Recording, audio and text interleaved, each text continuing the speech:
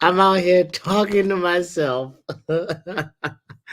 Joe Blackman calls me and says, and I'm like, why are you calling me, fam? I'm out here talking. And he's like, bro, you're just talking about nobody's listening. Oh my God! Jesus! Jesus is Lord! Absolute cinema.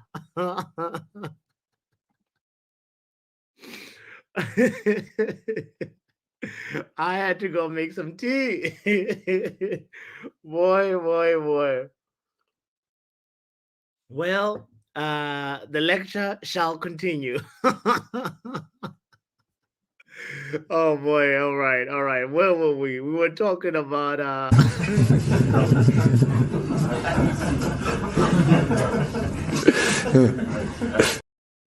oh boy. Probably one of the last few times we'll use that clip. Uh gotta empty out the Eric Ten Hag things now. Oh man. Anyway, we were on talking about Ruben Amorim and how some of his tactics might or might not translate to the Premier League. And I think it cut off when we had just talked about the 3-2-5 shape that he likes to have in his build up. And so now and then yeah, the point that I was on was the 5-2-3 base that often switches to a man-to-man with maximum aggression.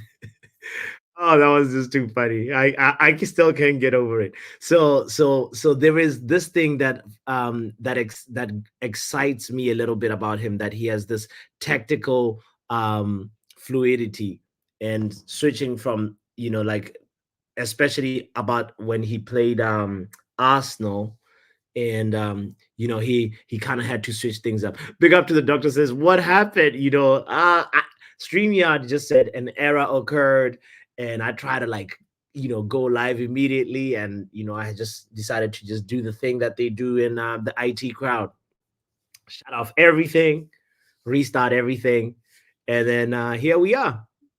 Maybe I'm the one that cursed the show by calling it "Let's Learn About Amorim Part 1," because this guys guess there's gonna be Part 10.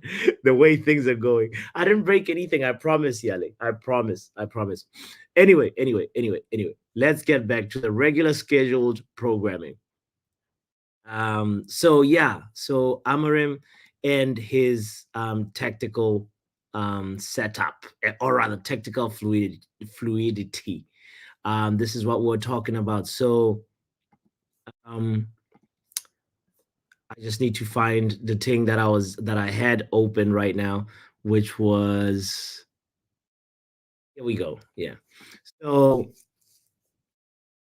that we're looking, if you were not there in the previous stream, probably for the better.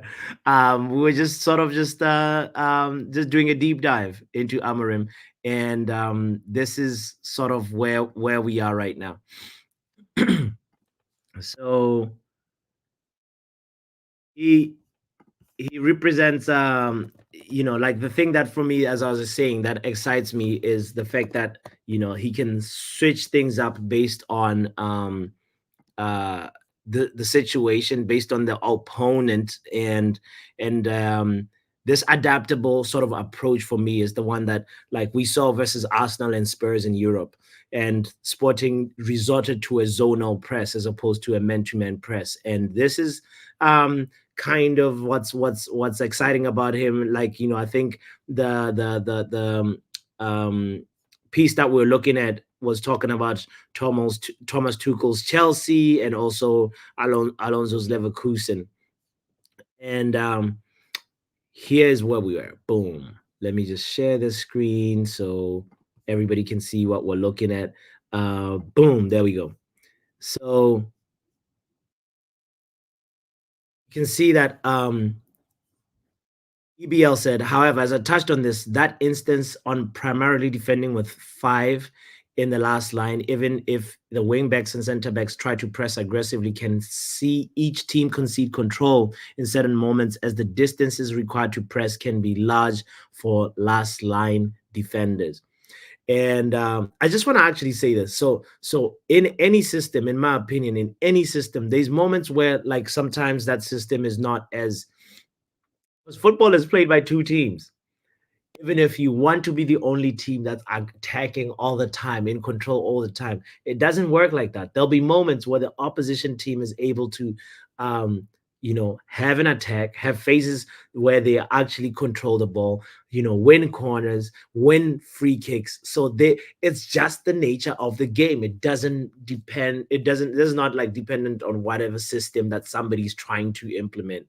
Football just work. Even against Man City, you can see Brentford, have moments where you're like, oh, this team could hurt this team. You know what I mean? So it's not always one of those things that is. Shut up, Vegeta. Bro, are you live for real, or is this a pre-recorded and rescheduled part 2 already? I have. This is live. This is live. This is live. So anyway, so like, as this perspective is saying that, sometimes having five at the back has its deficiencies, um and that sometimes you see it happening on the pitch. So defending in a 4-4-2, and you have four players ready to spring into a counter attack. Defending a 5-2-3, and you only have three players that are able to spring into the counter attack. So it's also worth noting that the usage of a back five can have negative impacts in possession as well.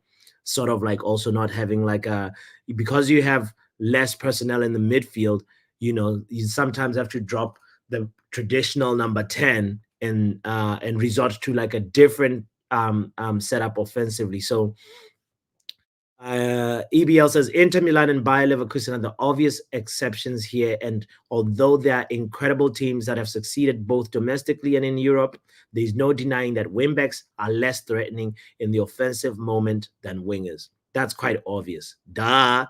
Um, Amorim Sporting dominates possession in most games. They play in Portugal, so the wingbacks are consistently on the last line of attack, but that is not always the case in the Premier League. It is difficult to pin teams back, so wingbacks will struggle to always play high. This is going to be a very, very interesting thing, because somebody in yesterday's um, show was asking this. It was like, yo, Papi, can you predict Amarin's next two signings? And I actually think it's going to be in the wingback positions, because this is going to be a huge ask for the wingbacks. I remember Antonio Conte once converted. He didn't have like a lot of wingbacks. I think, who was playing wingback? Was it Aspilicueta on one side? But I know for sure Victor Moses was the player that, like, somehow Antonio Conte converted him into a wingback, and he won the Premier League with that team. You know, so it's going to be very interesting to see what the recruitment strategy is now as Amorim, if obviously he gets the job as Man United manager. How that's gonna all play out, because I think we're gonna see Man United go in for players like Grimaldo, players like Frimpong, and really, really, really the modern day fullbacks, because that's really my prediction of what his next two signings might be. Definitely a left wing back that can play really well. Like, say, Ian Matson can play left wing back well. I think probably Robinson can also be a good wing back, but the positives and the potential appointment are that Manchester United will play a clear style of football, which is well balanced. That is something the club has lacked for many years. Heck, even Tuchel's appointment would have caused tactical uncertainty, not Amorim's. And the negative ones around the appointment center are the negatives around the appointment center around some of the issues that arise with and without the ball in the 3-4-3. However, look at Tuchel at Chelsea, Inzaghi at Inter, Alonso at Leverkusen, and even Amorim himself at Sporting. There is a place for it. Now, what Man United need right now is stability and clarity in their approach. Based on what Amorim has shown, he will offer this, all while doing it through the lens of a possession and pressing-based philosophy. For those reasons, there are clear positives. So I love that he mentioned possession, because for me, like, as much as I wanted Eric Ten Hag, there's no sound, Jarvis. There's no sound. Are you serious? Are you serious? Don't tell me this. Get out of here, man. Oh, it was my phone. Oh gosh. Oh god. Oh, I nearly gave up. I was gonna do Amor. Let's learn about Amorim part 10 today. Jarvis, please don't ever do that again. Yale, thank you, thank you, thank you. Oh my goodness! If you're not here earlier on, Jarvis, we had a part one already, and the show ended because of some technical issues. Anyway. Big up to everybody that's tuning in. By the way, I appreciate you guys. Make sure you hit the like button. By the way, part three almost happened. Yale.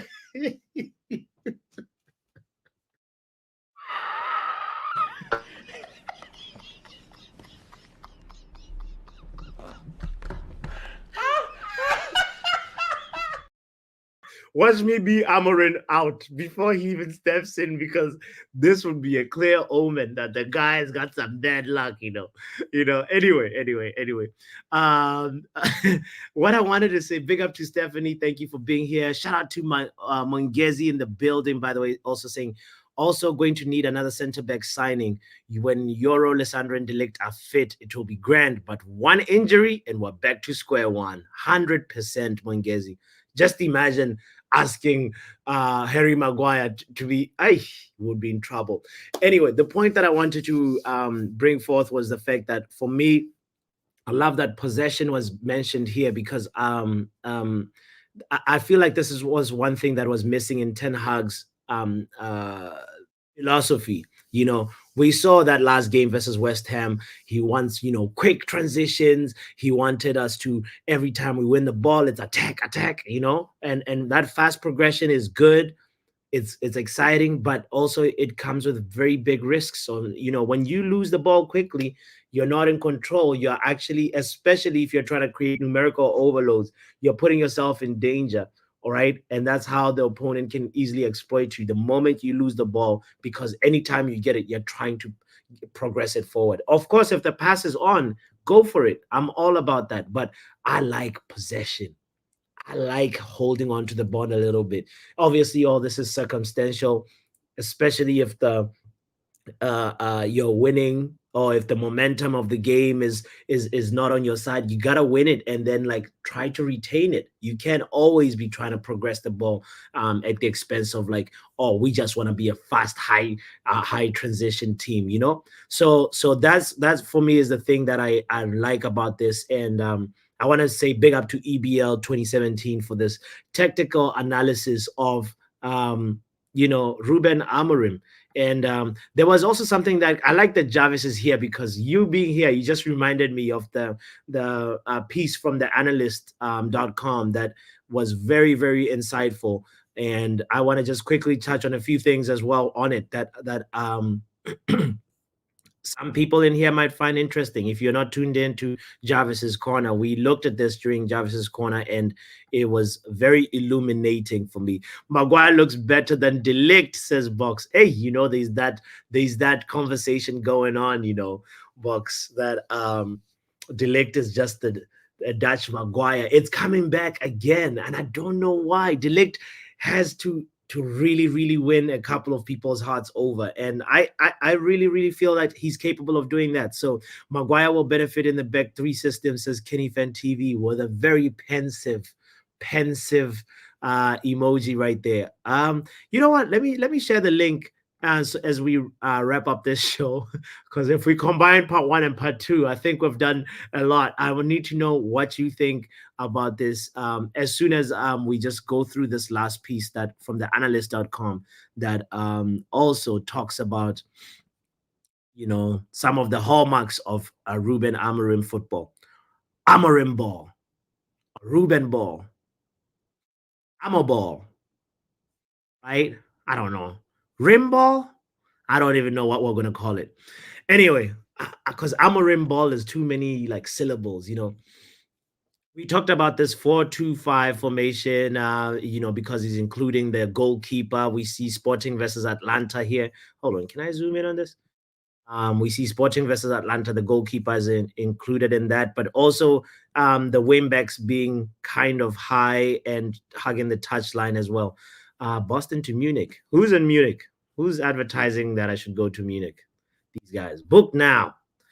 Please give me a super chat so I can go to Munich. Apparently, I should book now. All right. There's also, as we mentioned, right? There's this low build up, right? That's sort of like what he does in his attacking phases with having four central backs, having four central midfielders create more options in the center. There's the high build up that's Sporting sets up in the 3-2-5. We already covered that. The goalkeeper comes in between the center backs. So shout out to Andre Onana. It looks like he will still be getting picked, even though it'll be nice to see Bayern there, you know. Maybe Ruud van Nistelrooy will give us Bayern there. Who knows? Who knows? A massive aspect of Amorim's Sporting is high possession. Come on! Build up is key to a high back line. I like this. I like this. We got to have the high possession. It seems like we'll be joining that Ange ball, mate. Unai Emery as well plays that high line. You know, Arsenal plays that high line. So Man United going to have the high line, just like Spurs. Uh, if we get Amorim, that is. So this is exciting. We see this is one of the things that is part and parcel of his football. Sporting always tries to find the attacking midfielders in the pockets. That midfield numerical superiority usually means that at least one will be open. They will look for passes from the back or the wing, breaking lines and finding an attacking midfielder who will turn and drive at the defense. All right. Attacking midfielder who will turn and drive at the defense. Look at that. Jarvis showed this picture yesterday, and I think whoever this is going to probably be what? Licha's role. Right, he'll be one of the back three, probably the left center back. And Licha, we know he can find that pass on the wing better. Please do not go for the guy in the middle when the passing lane is blocked. So numerical advantages. That's another thing about his football. Another massive aspect is they say the high build up and the ability to create numerical advantages against the opposition's defensive line. The front five naturally becomes numerically superior against the back four, which they are great at taking advantage of. So yes, as we said, nothing crazy different from Ten Hag in that way. So we're going to have a lot of players, 5 players, hopefully versus 4 players of the opposition. This is Sporting versus Benfica, and you can see the Sporting players right there already giving problems to the fullback and the center back. If this can happen and we actually do it well, I will be very, very, very happy. So yeah, final third, attacking the half spaces. Yes, we talked about this as well about how Sporting is excellent in the final third. They create many of their chances by attacking the half space between the opposition center back and the fullback. And one way they do this is by using an underlap. Now we didn't see a lot of this from Ten Hag. There was no overlap, there was no underlap, there was just laps. So hopefully this is all going to be very, very, very not rim ball, please. Guys, we have 5 likes and 9 watching.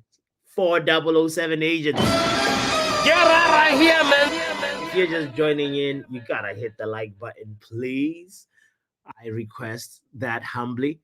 Yeah,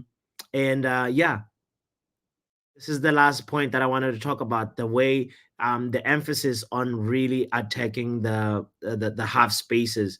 And I want to see this because this is the birth of like attacking patterns that are clear, and we know how Man United is going to score. If we can start doing this and working on it repeatedly, I will be very happy. And there was one thing, the conclusion. right here. Yeah, this is about the defending. It's a low press. The 5-2-3. We talked about it in part one of this discovery stream, and then we talked about the high press with the 5-2-3 and its deficiencies. And the final thoughts. Let's read the conclusion together. In conclusion, our technical analysis of Amorim unveils a meticulously crafted football philosophy that has elevated the team's performance to remarkable heights. Amorim's emphasis on defensive organization, fluid attacking movements has created a well balanced squad capable of navigating the challenges of top tier football. The team's adaptability in transitioning between various formations and defensive structures showcases Amorim's strategic competence. Sporting success under Amorim is not merely a result of individual brilliance, but a collective manifestation of his tactical vision. As we wrap up this analysis, the influence of Amorim as technical identity stands as a testament to the artistry and effectiveness of his coaching methodology. Well written.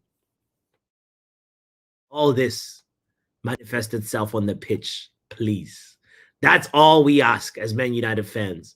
You can write all the jargon, all the things that you want to write, and attacking half spaces, but we want to see that in effect at Man United. And can the players actually do it? Will Bruno be finally that player that is very economical with his ball and not playing rim ball, as Mongezi calls it?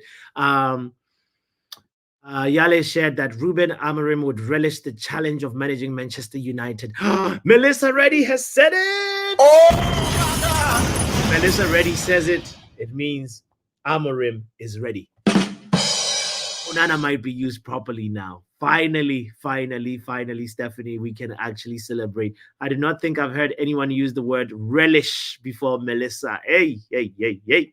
Let's now go there. Javis says, I like Amorim's tactical setup and approach. It looks exciting. My concern, though, is the challenge of getting our players to adopt a modern, expansive style of football. That is the very big question right there, Jarvis. Do we have the personnel to actually implement this? This is going to be a very, very interesting um um like thing to watch. Is he go do we have the players? I think Mason Mount knows a lot about attacking half spaces. He could, if he can stay fit. Ahmad would be excellent at this. Sexy, maybe, if he's fast enough. If he doesn't have technical difficulties. Box is asking a bigger question as well, as how long will the players down tools? This is one thing that I want to just also ask. By the way, didn't I drop the link already? The link is in the chat for anybody that wants to chime in on this. Any tactical, any football fan that also has learned something about Amorim, please come share this. Jarvis would also add Garnacho to the list of players that could probably be able to implement his style well. Don't say relish, it's a food dressing. And if you know anything about food, is that we love food over here on this channel. So, okay, all right.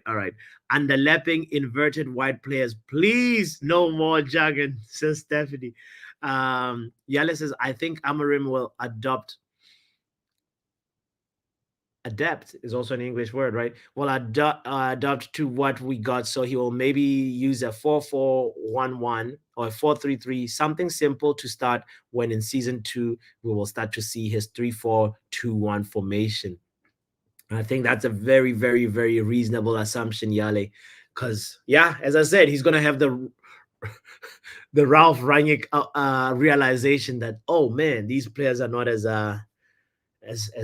fast learners or as smart as I thought they would, because at the end of the day, you need players that have a technical IQ, a football IQ that is that is that allows you to actually implement it and correct that system in the Premier League, because them games that are coming are not going to be easy, especially when we get to November, when we have the Arsenals. Oh my goodness, it's not time to be experimenting. We need to see ourselves at least, if he can. For me, if he comes in, my target for him would be Europa League. Try get that. If we can get Europa League, that would be nice. Also, it also depends on when he comes in, right? Because this target, I feel, also extends to Ruud van Nistelrooy. Say if they say Ruud van Nistelrooy is going to be here for the rest of the season, um, Ruud van Nistelrooy has that target. At least try win us one cup before you hand over the keys to Amorim. Anyway, I'm curious what your thoughts are, what your biggest fears are. Let me welcome somebody right after I read this comment. Yeah, Jarvis says, that's my biggest fear. The new manager is trying to adapt his system, adapting it to some of these players. Ten Hag did, and it failed spectacularly. All right. Big up Dr. NHS in the building. Good morning. What are we calling it? Ruben Ball? What are we gonna call it, Doctor? At this point, it's hopeful ball. 'Cause, Hope it works, ball. yeah, hopium. Yeah. Because this is my problem with us changing managers so like early in the season. They should have sacked him during the summer, and I get why they didn't, because Yeah. at least at the beginning of the season you can get people to adjust. Now you have to bring the players are going to play under root for like what, for a few games, and they're going Yeah. to bring somebody else in, and Yeah. people, it takes people time to adjust. True. Yesterday on KP's stream last night, um, Mhm. people were saying, "Oh, top four is a must," and da da da da.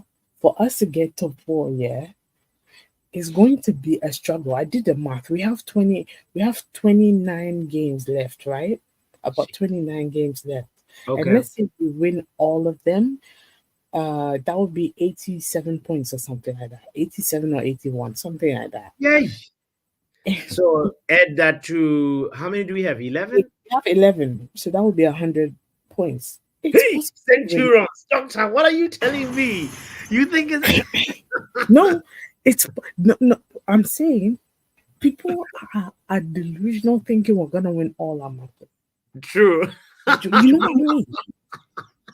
Fine, it's Well, possible. back to the beginning of the season when we're like title charge, like so, sorry.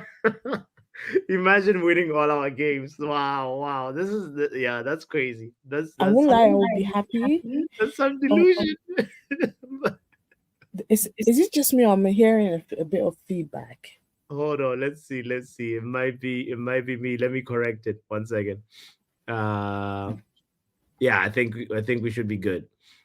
so Okay. so so doctor, you saying we're gonna be centurions. So 87 plus what are you saying? What are you saying? What are you saying? No, like what I'm saying is people need to calm down.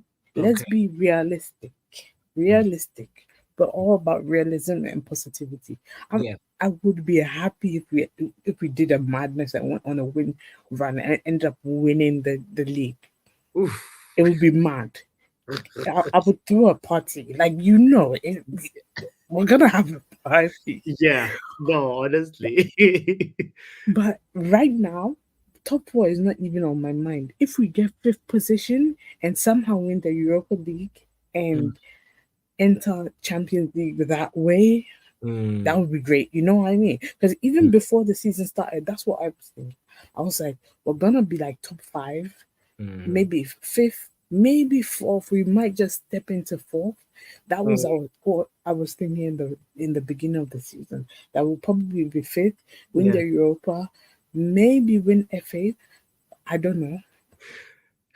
You know what I mean? Doctor, these are very, very That's high this was at the demand. yeah, This is but this was at the beginning. okay, okay, okay, But okay. And now now you've readjusted your expectations to what? no trophies, and barely top four. I'm going to be real. Look, I'm saving my soul. Yeah, I'm saving yeah, myself and my soul. that's the You know, way. if Yeah. we win, like you, because tomorrow's game against Leicester City, we might just lose. Mm. New manager bounce. I don't care. Doctor, no, no, no, no, no, no. What do you mean just lose versus Leicester City? Leicester. We should be beating them without a manager. Wasn't that a Premier League team that was playing without a manager the last season? They didn't even like I'm trying to remember if it was uh was it Crystal Palace at one before they got Glasner in? There's some team I can't remember right now. They played without a manager, and they were able to figure something out. Like, come on, losing to Leicester, Leicester.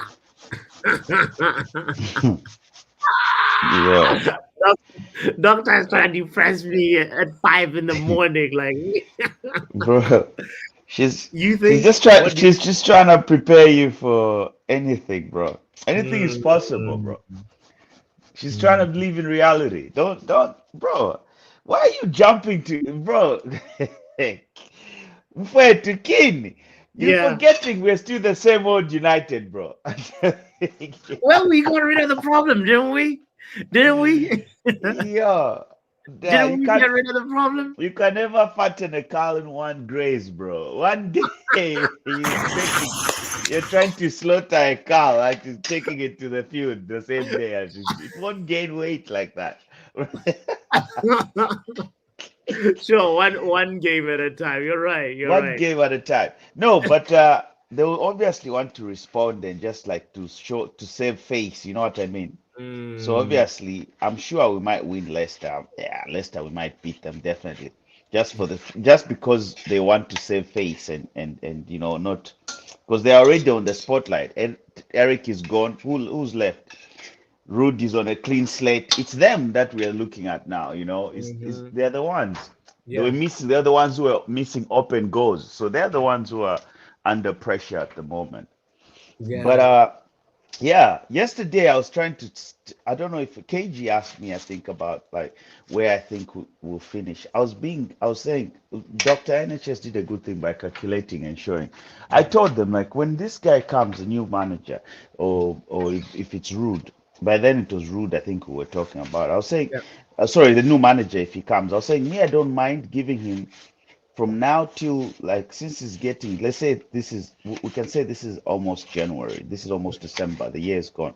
So I wouldn't mind giving him till next year, at the same time, Okay. this time frame. Yeah. And then if he finishes somewhere just above, even mid-table, mid what, I don't mind because it's the first this season rather. If he Yeah. finishes because he's already found it. But the way they came on to me, you, eh, there's 29 games left.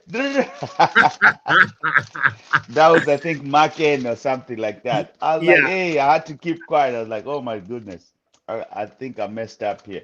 But Yeah. when Dr. NHS like explains it like that, are we gonna win all the games? Hell no. Yeah. Yeah. You know, it Yeah. makes no sense. So we have to also be realistic with what our expectations. Yeah, there's a new manager bounce, but that doesn't mean that you won't also lose some games or draw a couple. Mm.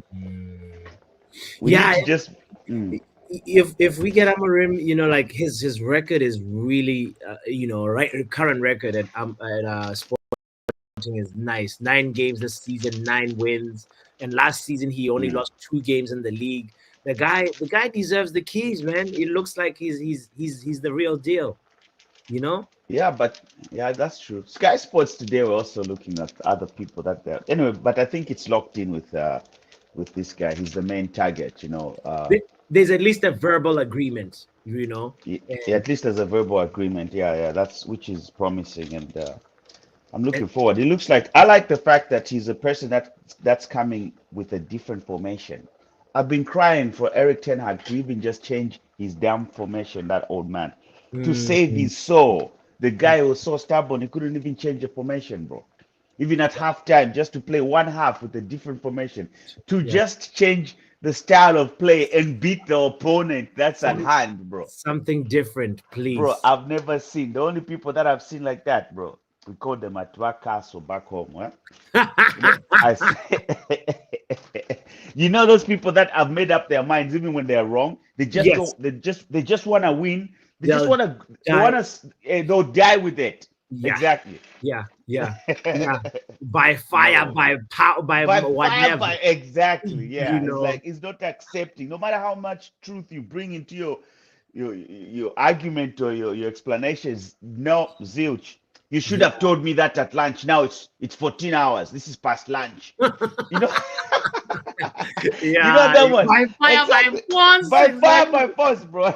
Like, what are you talking about? Oh man, can I tell Because you? I'm Like, looking. did Yeah. you see the picture of Ten Hag? Like the one where he's hiding from the cameras, bro. That one kind of made In me the sad, yeah, bro. in the Did you car. see Yeah, it? I really felt sorry for him when I saw that as well. Like, I was like, okay, yeah, not really sorry. I'm not feeling sorry for that man, but the human part of me was like, oh, that's a bit sad, to see, you For know. the guy who's by fire by force, the proud guy that we he is. He This was this broken. I think that this man was living. He was delusional. I think he thought he wasn't gonna get fired. bro. Look at that Ah, hiding, bro. That's ah. yo. I bet you're telling the driver, drive, drive, drive, drive. Stop, man. This guy's making fun of my manager. Oh, my former manager. But he was telling him probably step on it, step on it, step on it. Oh, what's up? He How we was, doing? bro. It's just sad. It's just sad to see. It is, Do you have sympathy for him or no? Um, nah. I mean, to that, yeah. I mean, Yeah, nobody wants, when you get fired, the last thing you want is to like walk out and a bunch of people are taking a picture of you, hoping yeah. to like see you suffering and blast it on the internet. Like nobody wants that. Because Looking for the somebody say he's looking seatbelt, dude. Oh no. like he was tying his shoelaces. What? Yeah, it's like, oh shit. He was packing some of his luggage because he had to leave quickly. Nah, man. This is rough. This is sad. This is Oh sad. no, he's But he's he's on his iPad telling he's on IF the he's on his way. iPad. Oh man, that was a sad one to leave through the back door like that. Because it could have been different, AJ. It could have been like if Ineos were really unsure about this guy, they should have just said, "Yo, leave right now. Yeah, After left you on a win this high. trophy, it's good for your CV. It's good for your pride. It's gonna, you know what I mean? Yeah. Could have been another way to break up. But Anyway, that's anyway, not what he wanted though. He did it to himself in the end, and obviously there's yeah, a lot of factors, but yeah. he's in charge, so that's what it comes down to. Yeah, man. Anyway, Amorim, let's talk about him. It seems like It- he's about to be the man. Are you excited? You've listened to some of what what he yeah, might man, say? I am excited. I liked hearing what you went over, and I feel like I know there was some concern about players being able to adapt, and probably on the higher level, yes. Yeah, But in like the near term, the first impression I got from it was they should be able to adapt. It's literally just like we went over, like take one from the front line, put them in the midfield, and like, hey, let's play. Like, I mean, obviously there'll be more, but mm-hmm. I think it will be, especially in the short term, easy for the players to take on. And Yeah, I think and I'm sure the players are. I feel like I finally have something to look forward to again. yeah. And like You know, that's a you good know, feeling. you know who I think might enjoy Hoyland and Xerxes. This is Mhm. another thing that I want to show you, AJ, and everybody in the chat. Big up to anybody that's tuning in. Don't forget to hit the like button. This is, there's this thing, Shadow Striker. Yeah. I guess that's where Xerxes comes in. Complete striker. That's where Hoyland comes in, or about to be complete. Right forward, maybe that's where Ahmad comes in, right? And Okay. then the problem is that deep left winger there, the wing back. Who's gonna be that guy? Yeah, that doesn't really work for us, does it? I mean, maybe Shaw, if he's fit, might play well there. But Anthony. Anthony, oh no. It's kind of crazy how when you look at it, it's like, there's some players that would probably be excited about this, and there's some players that would, yeah. Doctor says I'd rather have Anthony over Luke Shaw in that position because Yeah. Shaw is a fraud. But but what about the midfield? Who do you think on the 8 or the 6, bro? When you just see that, I think Kobe Bruno. Kobe Bruno. I don't know though, because you got 3 center backs now. So there's kind Yeah. of that little extra cover that you might need. I don't know. I'm not a total tactical guy, Yeah. so I'm sure we set up like that sometimes already. But Yeah. I don't know. Those are the first. Yeah, I'd like to imagine Kobe Bruno, and then obviously Bruno will be moved on in the next couple of years. Kobe takes the more of a lead role potentially, and see where it goes. Mm-hmm. On Doctor is saying Anthony, but like it's funny. I saw that this is probably what Ahmad is saying to Anthony tomorrow. Look at this, AJ. Look at this, look at this, look at this. Yes, exactly.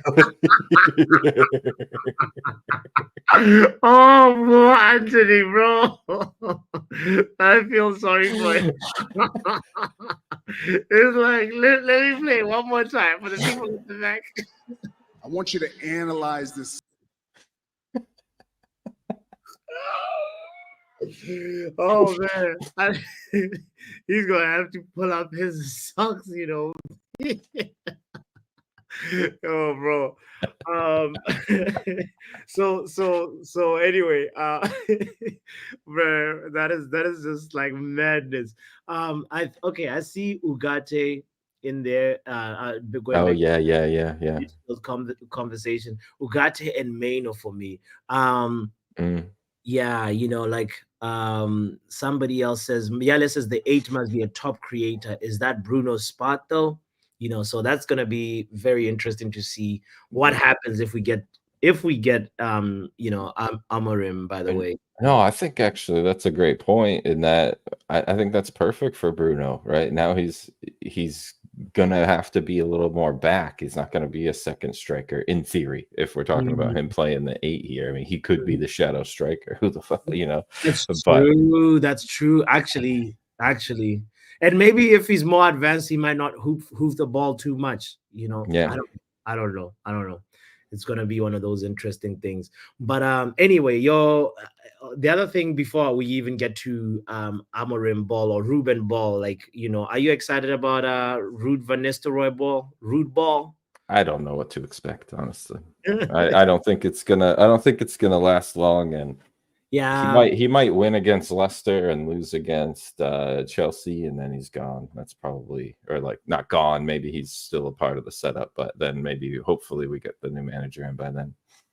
Or maybe they give it to the other. Yeah, then it's Rene Hawk. Yeah, Rene Hawk. Akbal.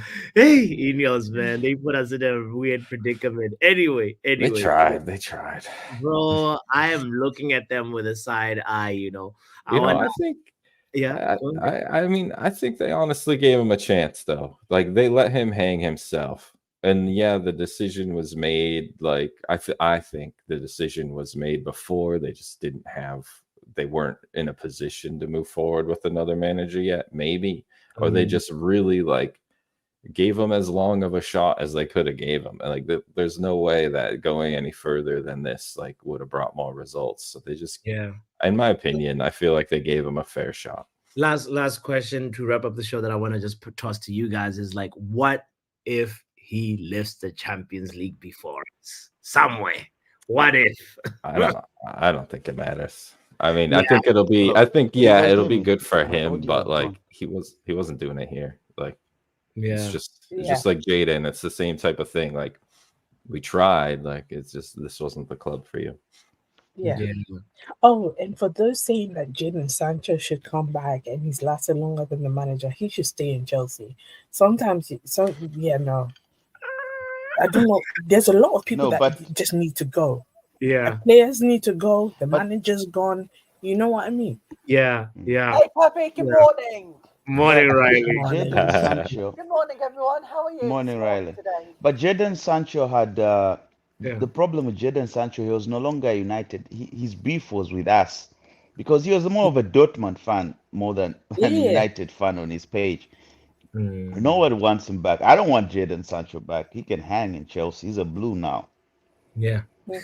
Oh yeah, he showed he hated us when he was posting. Yeah, he showed he hated us. He had no came for the money. United affiliation, nothing for on his socials, zero. Yeah, Yeah, came for but the why money. would he even sign? So- That's the question. Mm. for the money, guys, for the money. And he Even thought just he his would be number behavior.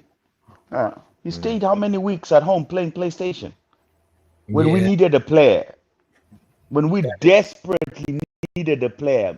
Anthony was doing spinarillos that we didn't understand. We needed that guy. You know. Mm. Hey. Yeah. Anyway, he's. I hope the thing with Chelsea is just permanent. He just doesn't come back to Man United because at the end of the day, bro, for me, he just didn't have the mentality. He may have the talent, but the mentality also is needed. And yeah, you need to have both. It's a double package that you need to be able to succeed at Man United, and that's one thing that I believe needs to happen next. I want to show you guys this as well as about Ruud van Nistelrooy, because somebody in the chat, I think it was Mongezi, who was asking about what Ruud's style of play at the club is anyway. Actually, at first, I love how Amorim has set up every game. I absolutely love it. Absolutely, Okay. because the left wing, yep, it is absolutely defensive, and that is a crucial point here because the left wing needs to be defensive. And fair play to Amorim. Basically, the Shadesti technical creative player is in advanced role. So fair play to Amorim. But let's see how Ruud sets up the game. Let's take a look at it. Mm-hmm. Do you want Eric Ten Hag in Chelsea, Riley? After viewing the stats, to be honest with you, I wouldn't because look, 1 win out of 8 in all competitions is not good, and if he continues to have that at Chelsea, we are in big trouble. We are not going to have him at Chelsea. You can forget about that. Got you. And we're going to keep our He's won hands more up. trophies. He's won more trophies than Maresca. You sure? Yes, one more trophy. We're going to do it. Eric Ten Hag has won more trophies than your current manager, and you still don't want him? Actually, now you think about it, I don't know. That's the game that I Flip flop alert. Oh no! I don't think he thought about that, Yeah. wait, Riley and everybody, I want to show you guys this. It didn't about click. Hold on. let's quickly look at this. All right, so this is Ruud van Nistelrooy talking about his coaching style. Might get a copyright strike for it, but whatever. Not thinking about doing much. And then obviously, I think my wife said after 3 months, Ruud, please get out of the bloody house. I haven't seen you this much. She didn't like your company, though. Don't please interfere with this too much with the family and this. So Ruud has a wife, supportive wife. Check. Yeah, all right. yes. All right. That's All what right. we need. Yes, Okay? that's what we that. need. She's like, go to the office, go coach. Do something. Yeah. Go and do something. Because it's not. And- 9-time top goal scorer. I thought, okay, what am I going to do? And I spoke to Guus Hiddink. He said, Ruud, I'm with the national team and start your badges and come and see if you like it or not. I said, okay, well, I start doing that. And you did your badges in I did Holland? my badge here when I started here. I think it was 10 years ago at the academy here with the under 17s and one day, 2 days, 3 days a week, and then only strikers, individual training. And then little by little, I really started liking it.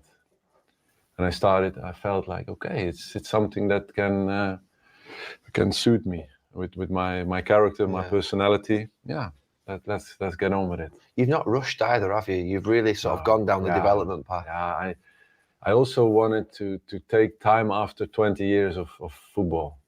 I really felt like, okay, the tunnel vision and traveling and playing and pressure and all that. I was like, okay, I want to take my time. And I took, 10 years, really growing into it slowly. Just talk to me about a few things that, I was only a coach for 4 months at Valencia, and it wasn't the right thing for me to do. But some of the things that I found difficult. More like I flopped, but okay. So what about substitutions? I watched the game mostly on television. Sorry, for television, and I'm up high, and I can see the whole picture of the game. Whereas when you're on the touchline, it's very difficult to see tactically sometimes the depth and the perspective, and of the. Do you find that easy, or do you find that difficult? Because I found it really tough in Valencia, the timing of substitutions. I don't know. It's I experience as it being also an instinct. What'd you say, Connie? Because he failed. I hate Gary Neville. I just don't know why. Like Gary Neville, I swear. You know why I don't like him? Okay, hate is a strong one, but I dislike him. I dislike him because for a long time he used to let Carragher talk so much crap about the squad, and he's right there as if he's not from a class of '92. Not standing up for it, right? Not standing up for the club, bro. And that's like a Liverpool rival. And he's laughing with him like it's all jolly. Like what the hell? Do you know he's spoken about that? Gary, recently he was like, he acknowledges that he may have been a little bit too quiet about certain stuff, especially when it comes to like, he finds it hard to toot his own horn. Like, the way we say he's part of the greatest like team ever and and he's actually better than Jamie Carragher ever was. He finds it hard to like toot his own horn. You know what I mean? Or toot the horn of like the United side. True. Yeah. Because he feels like there's better players than him, or he's played against some better players. Like, I think it's him, like an inner thing, like inferiority complex. Yes, I think I saw exactly. that one in that channel. Is it the podcast they have, right? Yeah, the overlap, right? The overlap. I think I remember seeing that episode. I remember Ian Wright had said, because Ian Wright obviously played against him at some point, and was like, like you're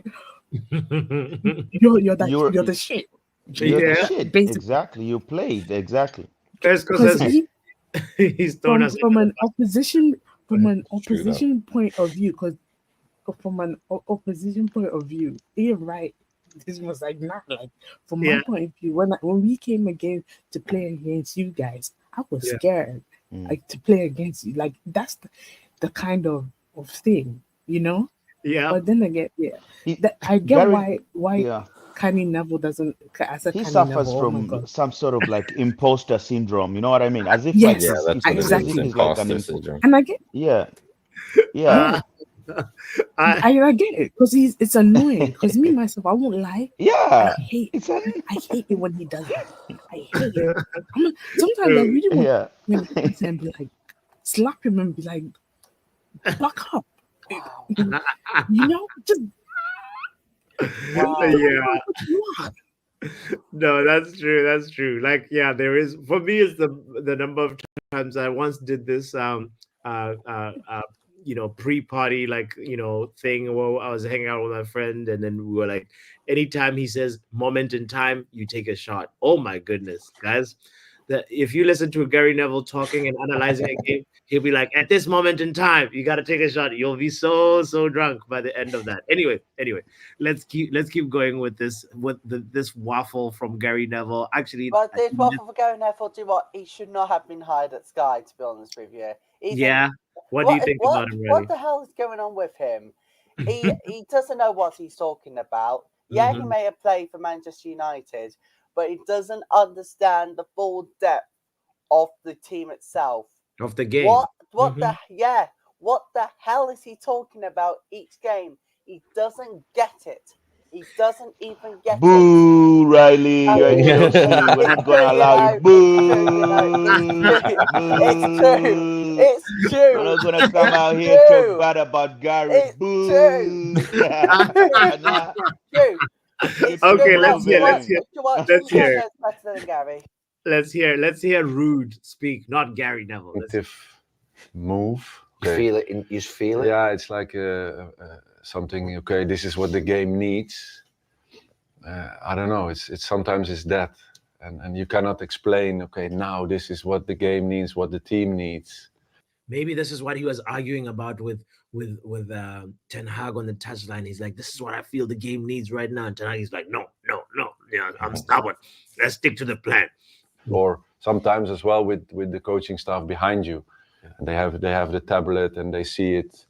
They get the feed and they say, "Hey, Ruud, this is." Then it's more a rational thing, or a tactical change. So it's a combination of both sometimes. Do you draw an inspiration from anybody that you played under that you think that's how I want my teams to be? It's how I want. Yeah, well, I notice an instinctive feeling that when I coach a team, I like to see the ball in my team. I don't know. Come on, talk to me. What? Possession? I like it when we have the ball. I'm like, yes, yeah. Come on, now we can start playing. Now we can start creating. Yeah, no, he values. That's the first thing he said. He didn't say dynamic. He didn't say high turnovers. He didn't say, quick transitions. No, he says when we have the ball, I say yes. Now we can play. This is. I got to agree with him. Do you know what? It's all about keeping the possession as well. So I see where he's going with it. Mm-hmm. And I feel that I have a feeling that we have the ball, and I like us to prepare an attack. We play possession to a certain moment where you gonna hurt the opponent. Yeah. That's the reason to play possession.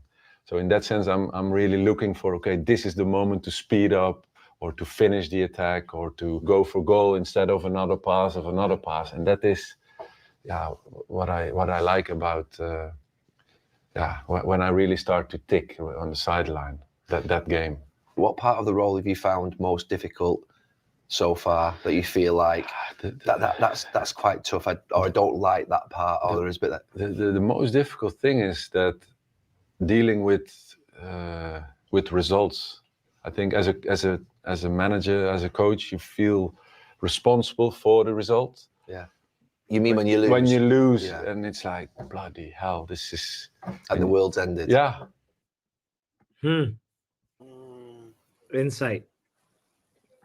Insight from Neville. Yeah. You know what I want to say? What? About that? Go ahead. Yeah. What I took out from that is that he strikes me like a person that does not only want to be the only one that's in charge. He can hear from other players, like his assistants. Right. He just said there, like when he's out there, his assistants have like a tablet they can see, and it becomes a rational thing. But what he's actually saying is that I don't just want to go for glory. Like it's a collective thing. My team plays a part, and I never saw that coming from our former boss. You know what I mean? It was more like his way or the highway, Eric Ten Hag.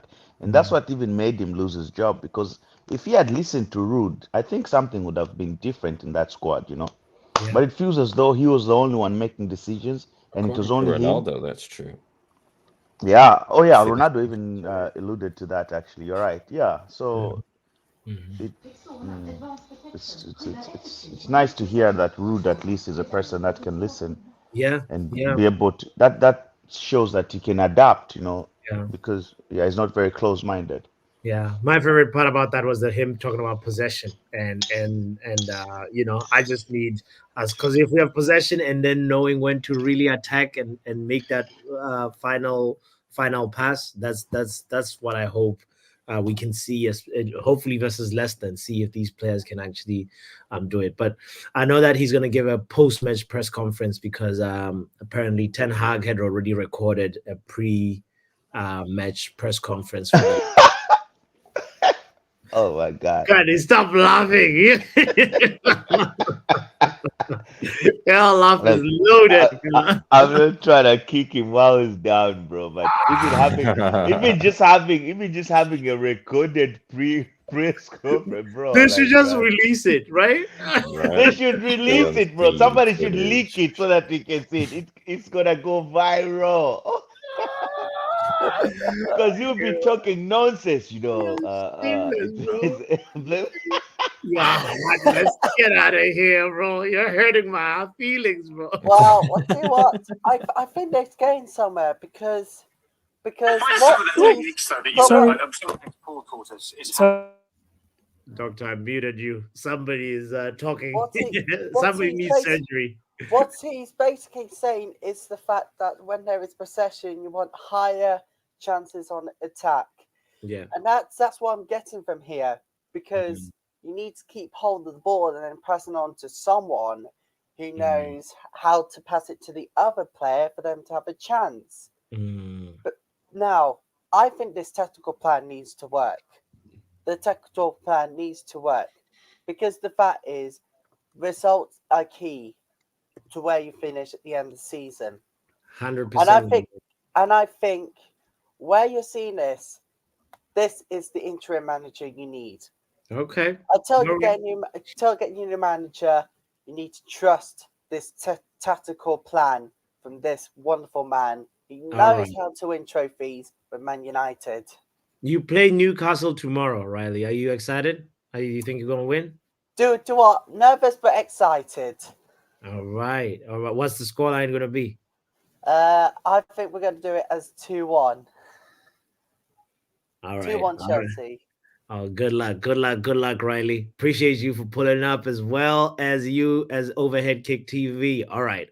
So what are we saying about Leicester, guys? What's our scoreline prediction? AJ. Oh, sorry. Yeah. Shit. Scoreline prediction. 3-1 United. 3-1 United. The players are gonna boost up a bit. All right. We will be there. I didn't ask Kenny. What's your scoreline prediction, my bro, for Leicester? For Leicester, Rude in the dugout, bro. We're going to demolish them 4-0. Watch the space. Come on, let's go. They're going to come because these boys, I know how they operate. They're going to come out trying to save face. They're going to play. The Lord will be whipping in crosses like crazy. It's so true. It's so true. He might even score a goal.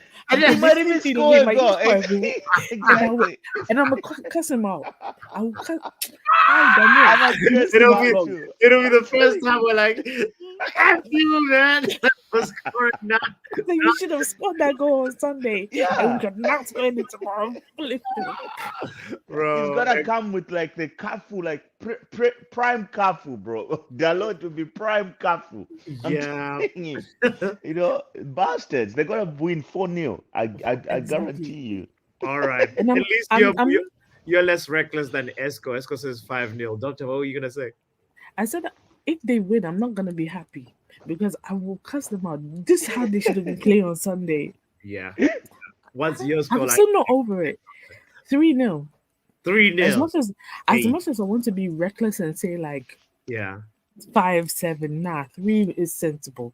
3. And they all need to be flogged. No, let's prepare and to flog them because I'm angry.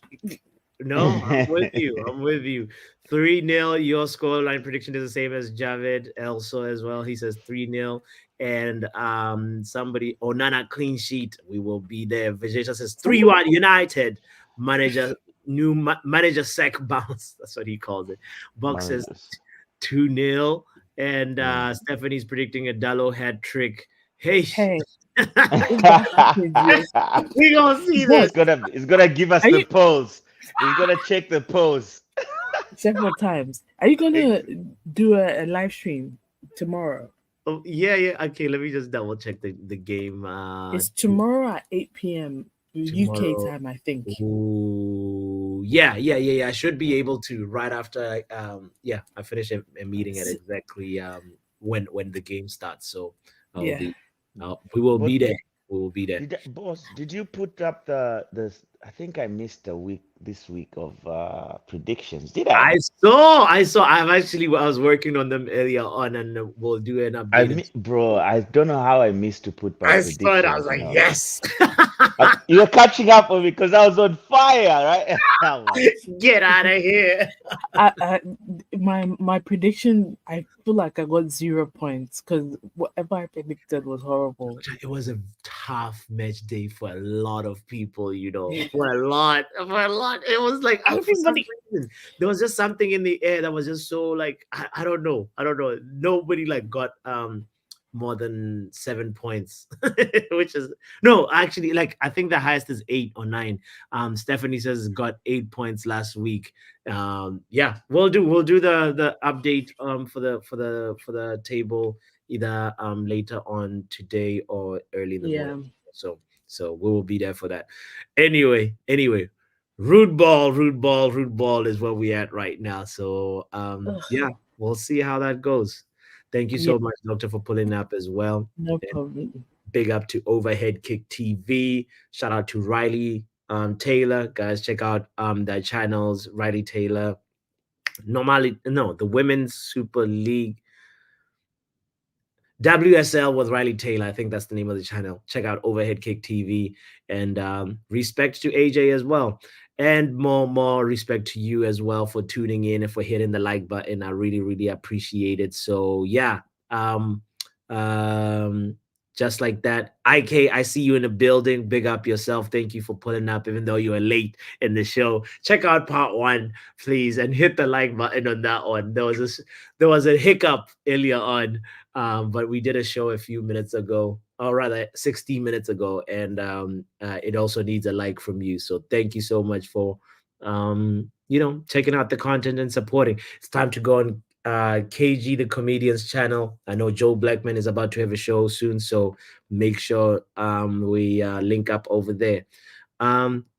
Just like that, ladies and gentlemen, should we say, come on, rude boy, in the dark? There's gonna be a new song, Rude Van Nistelrooy song, Rude Boy. Oh, big to miniature. Football Power Hour.